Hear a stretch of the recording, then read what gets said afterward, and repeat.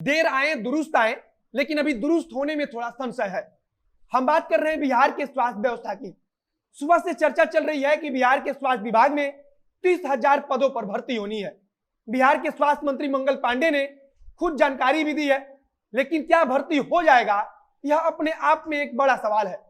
स्वास्थ्य मंत्री मंगल पांडे जी ने भले ही ऐलान कर दिया कि स्वास्थ्य विभाग में 30,000 पदों पर भर्ती होगी, लेकिन क्या भर्ती प्रक्रिया वाकई में आने वाले कुछ महीनों में पूरा कर लिया जाएगा?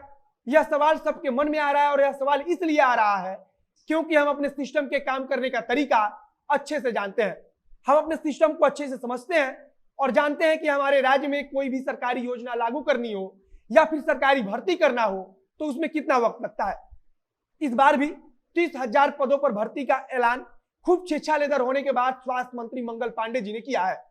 क्या वाकई बिहार की स्वास्थ्य व्यवस्था को सुधारने की मंशा हमारे स्वास्थ्य मंत्री के पास या फिर बिहार सरकार के मन में होता तो अब तक यह सब काम ना हुआ होता?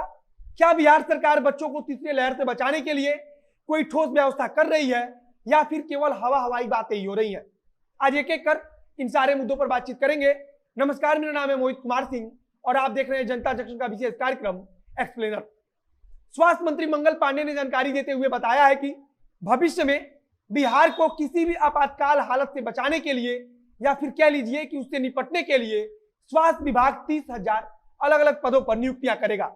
अब सबसे पहले जान लीजिए कि किन किन पदों के लिए स्वास्थ्य विभाग में भर्ती निकालने की बात कही गई है। बताया गया है कि प्रदेश की हालत को देखते हुए 6,338 सामान्य या फिर विशेषज्ञ चिकित्सकों की भर्ती की जाएगी। केवल विशेषज्ञ चिकित्सक ही नहीं बल्कि 3,270 पद आयुष चिकित्सा के लिए भी निकाला गया है। स्वास्थ्य विभाग की तरफ से इनके अलावा 4,671 पद जीएनएम और 9,233 पद एएनएम के लिए भी लाया जाएगा। अगर स्वास्थ्य मंत्री मंगल पांडे की माने तो इन पदों के अलावा लगभग 7,000 पदों पर और नियुक्ति की जाएगी तथा इसके लिए बाकायदा निर्देश भी जारी किया जा चुका है। अब बात कर लेते हैं कि क्या सरकार वाकई तीसरे लहर की संभावित खतरे को देखते हुए गंभीरता पूर्वक इन पदों पर नियुक्ति करेगी और क्या इसके बाद राज्य के अंदर डॉक्टरों की कोई कमी नहीं रहेगी?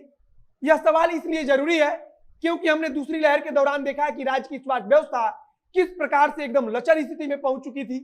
पिछले कुछ समय से राज्य के अंदर हालत थोड़ी सुधरी है, लेकिन अभी भी संभावित तीसरे खतरे के डर से सभी लोग सहमे हुए हैं। मुंबई से लेकर राजस्थान तक बच्चों के अंदर कोरोना के काफी ज्यादा मामले सामने आ रहे हैं और ऐसी स्थिति में बिहार सरकार को चाहिए कि बच्चों के लिए खास तौर पर विशेष तैयारी की जाए। विशेषज्ञ पहले से ही लगातार इस बात की चिंता जता रहे हैं कि तीसरे लहर के दौरान सबसे ज्यादा खतरा बच्चों को होगा। बिहार के बारे में बच्चों के लिए बस इतना जानिए कि बिहार के आधे से ज्यादा जिलों में सरकार के पास बच्चों के लिए किसी भी गंभीर इलाज की कोई व्यवस्था नहीं है। विशेषज्ञों के अनुसार बच्चों के लिए जितने आईसीयू की जरूरत पड़ेगी बिहार के पास उसका आधा आईसीयू भी मौजूद नहीं है।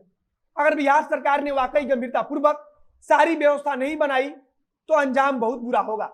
बिहार के दर्जनों ऐसे जिले हैं जहां बच्चों के लिए किसी प्रकार का वेंटिलेटर उपलब्ध नहीं है। चिकित्सकों की नियुक्ति बहुत जरूरी है, लेकिन उसके साथ साथ अन्य जरूरी सुविधाएं मुहैया कराना सरकार का कर्तव्य है। और अगर बात बच्चों की आती है तो हमें लगता है कि सरकार को इसे अपना सबसे जरूरी काम समझना चाहिए। सरकार की तरफ से जानकारी दी गई है कि ऑक्सीजन की पर्याप्त मात्रा में उपलब्धता के लिए प्लांट लगाने का निर्देश दिया गया है। बताया जा रहा है कि सभी सीएचसी, रेफरल अस्पताल और पीएचसी में ऑक्सीजन की उपलब्धता सुनिश्चित कराया जाएगा। अब आगे देखना होगा कि सरकार बच्चों के लिए और खासकर सरकार की तरफ से जो ऐलान किया गया है उस पर कितनी गंभीरता पूर्वक काम किया जाता है। जहां तक बात डॉक्टरों की नियुक्ति की है तो कहा गया है कि 15 सितंबर 2021 तक का डेट है और इस डेट के अंदर ही वो नियुक्ति पूरी कर ली जाएगी। लेकिन इसके पहले भी स्वास्थ्य विभाग नियुक्ति को लेकर कई खबरें आती रही हैं और इसी प्रकार से जाती भी रही है। इस बार भी जब कोरोना का दूसरा लहर आया तब भी तमाम तरह के सवाल पूछे जा रहे थे कि आखिर सरकार यह जानते हुए कि दूसरा लहर आएगा और वह पहले से ज्यादा खतरनाक होगा, लेकिन उसके बावजूद स्वास्थ्य विभाग में खाली पड़े तमाम पदों को समय से क्यों नहीं भरा गया। फिलहाल देखना होगा कि सरकार कब तक स्वास्थ्य विभाग में खाली पड़े पदों को भरती है।